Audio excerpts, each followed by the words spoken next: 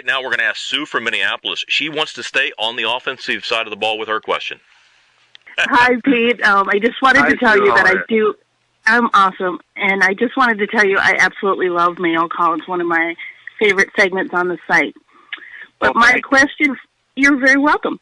But my question for you is about Cordero Patterson. Now, I know he's kind of been an enigma. First year, he came out guns blazing.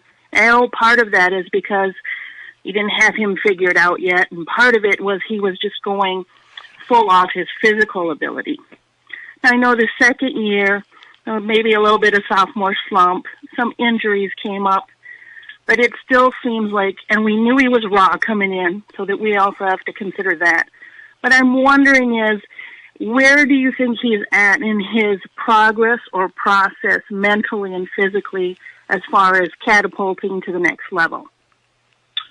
That's the million-dollar question. I think, where he sits and what he's doing means so much to the franchise. It means so much in what they're going to look at in drafting and how this offense is going to be configured.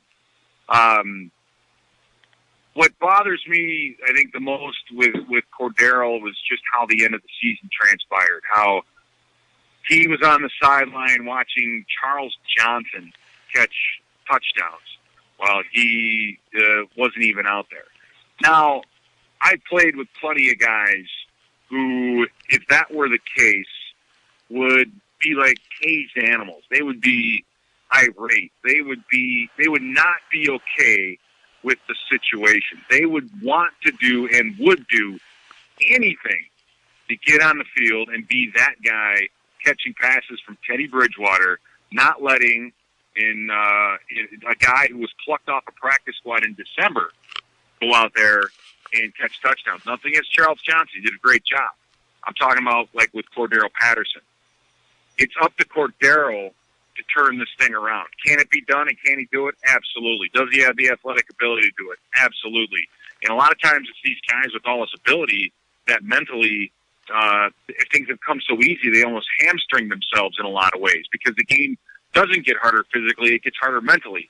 And if they can't flip that switch and turn it around, they can get left behind. And for Cordero, as much as a coach and as much as a franchise wants to reach out to your investment, you got a guy here who you're confident in, you bought in, you traded up to get him in the first round. As much as you want to reach out and help this kid get better, you have to let him do it himself. I mean, you really do. You don't bring him in and introduce him to people. It should be Cordero Patterson that's there every morning talking with the weight coaches. What do I got to do to get better? Meeting with Coach Stewart, the wide receiver coach, whenever he can to get better. It's on him. It's all on him to take it to the next level. And it's going to be very interesting to see if he can turn it around and if he wants to turn it around.